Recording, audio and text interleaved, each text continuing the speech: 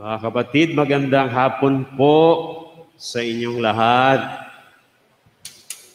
Paminsan-minsan, lalong-lalo na kapag tayo ay nagigipit dahil sa mga mabibigat na problema at hindi magagandang pangyayari sa ating buhay, kini-question natin ang Diyos. Bakit nangyari ito sa akin? Mabait naman ako, mabuti akong Kristiyano. Lagi akong nagsisimba, linggo-linggo. Bakit?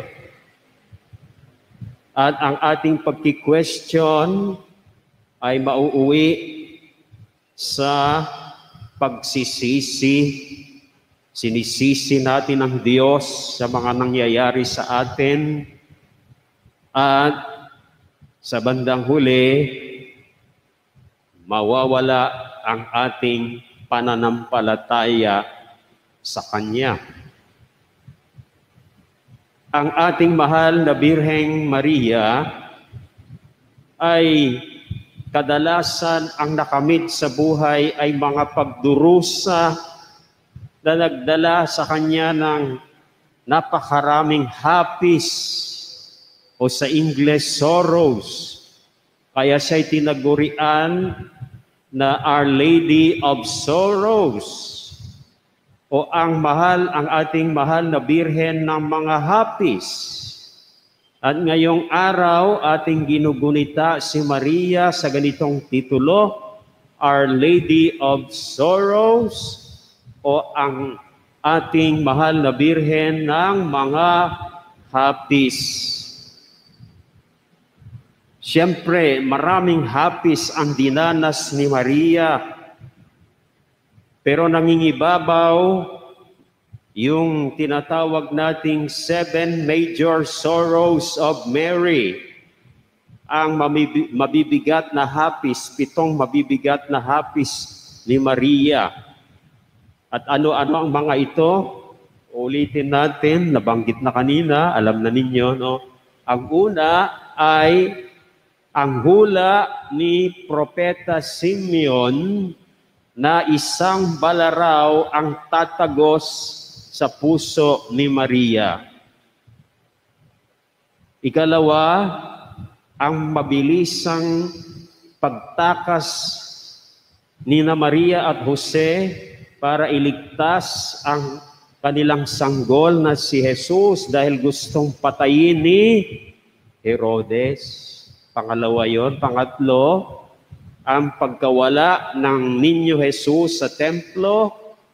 Pang-apat, ang pagkasalubong ni Maria kay Jesus, dala-dala o pasan-pasan ang mabigat na krus. Pang-lima, ang pagkapako at pagkamatay ni Jesus sa krus. Ika-anim, ang pagtanggal kay Jesus sa krus, yung tinatawag nating La Pieta. At ang panghuli, ikapito, ang pagkalibing ni Jesus. So ito yung mga major sorrows of the Blessed Virgin Mary.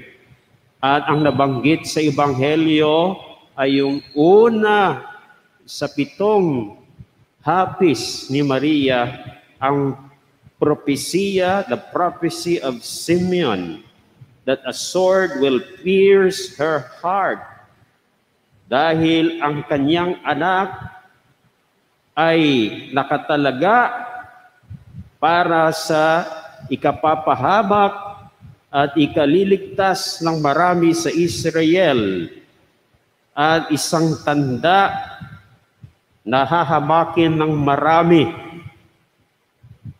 Kaya ito ang balaraw na tatagos sa kanyang puso. So, sa dinami-daming hapis ng ating mahal na inang si Maria, kinwestiyon ba niya ang Diyos? Sinabi ba niya, Panginoon, Bakit nangyari ito sa akin?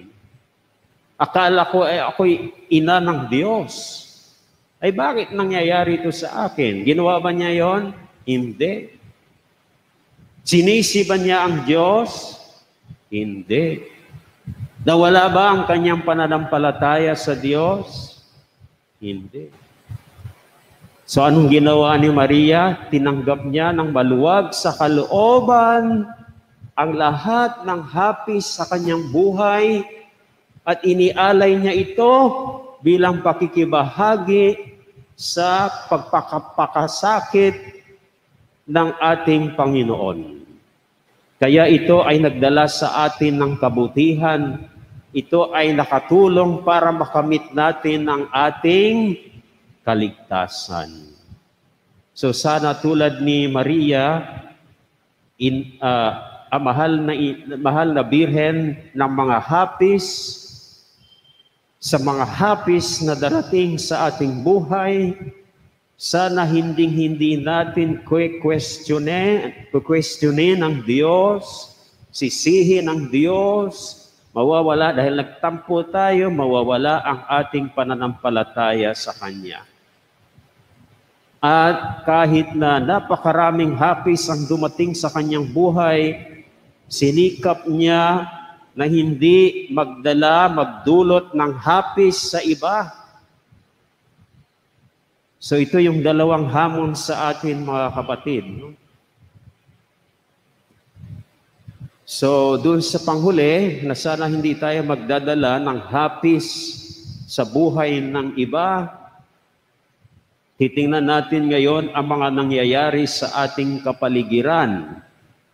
Halimbawa, ang desisyon ng mga mayor ng Metro Manila na ipasasara ang lahat ng sementeryo.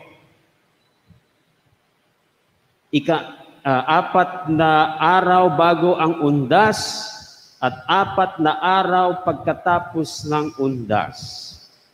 Ito ba'y magdudulot ng hapis sa buhay nating mga Pilipino? Yes or no? Or ito ay desisyon ng ating mga leader para hindi magdulot ng hapis sa ating mga Pilipino? Parang masasabi ko parang ganon. Agree ba kayo? Parang ini-encourage na tayo na wag na nating antayin yung araw ng undas. Mula pa lamang ngayon, bumisita na tayo sa sementeryo para makakaiwas tayo ng mga hapis na darating dahil yan ang magiging sanhi ng pagtaas muli ng infection ng COVID-19. Tama ba? So, magsimula po tayo, no? Hindi naman kailangan antayin pa natin ang November 2 bago tayo magdasal para sa ating mga yumaong mga kapatid, di ba? Dapat araw-araw nga tayo nagdarasal para sa kanila. Tama po ba ako? Di ba? So, ganung naging tradisyon natin po yan, pero sa ngayong panahon ng COVID-19, hindi makapagbibigay sa atin yan ng ating ikabubuti. Yan ay magbibigay ng mga hapis sa ating buhay.